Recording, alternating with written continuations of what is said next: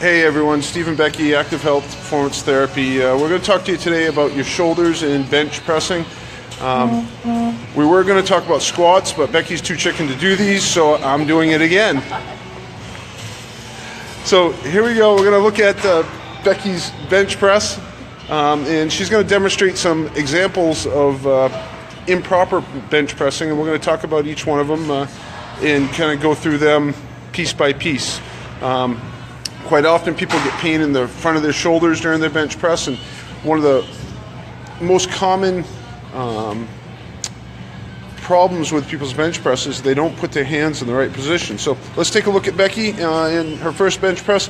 She could actually do more weight than this, but for the purpose of this, we're going to keep it light and try not to mess up her shoulders. All right, so Becky's first bench press. If we watch her go ahead and press, her elbows are way up. They're like a 90-degree angle. Her shoulders are at a 90-degree angle to her chest.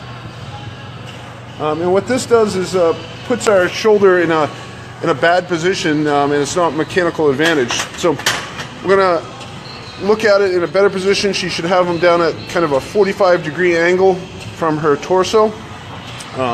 So if we look at it again, she's got them down slightly. It puts them at a better position in the position our shoulder wants to work in and not cause pain.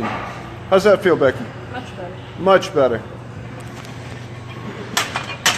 So, not to stress her out too much, we're going to take a quick second here and let her shoulders rest. The next common thing that we see when we're out in the gym is people holding their head in a poor position during their bench. So the next one, and I'm going to kind of stand back a little bit because I'm going to get down so you can see it. And after all those comments, I don't want Becky to hit me in the head with a bar. So pressing and lifting her head up in the air. We see that a lot when people are lifting more than what they should.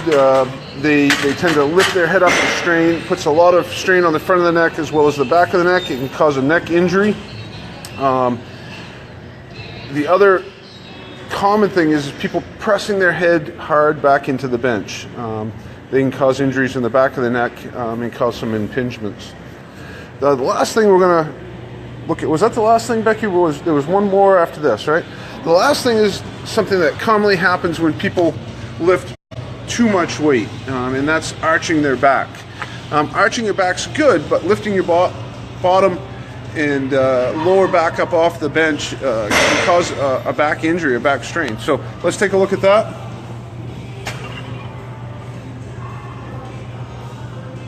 Lifting up, she's way up off the bench, if you can see.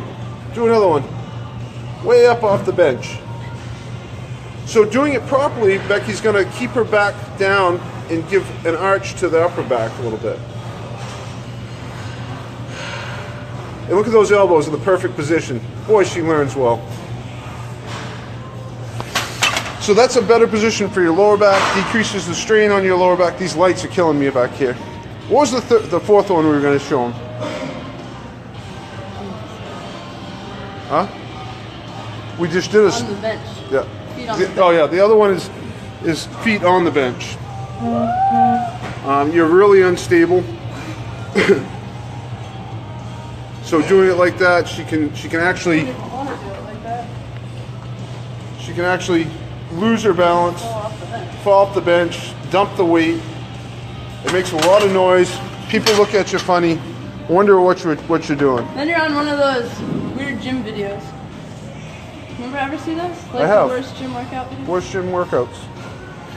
Again, Steve Becky, Active Health, live at 5, bringing you good content for real people who like to play hard and have fun. Have a great night, everyone. Give us a call, 878-5002. We can do a free screen. Point out areas that you may be not lifting properly, as well as areas where you're tight. Have a great weekend.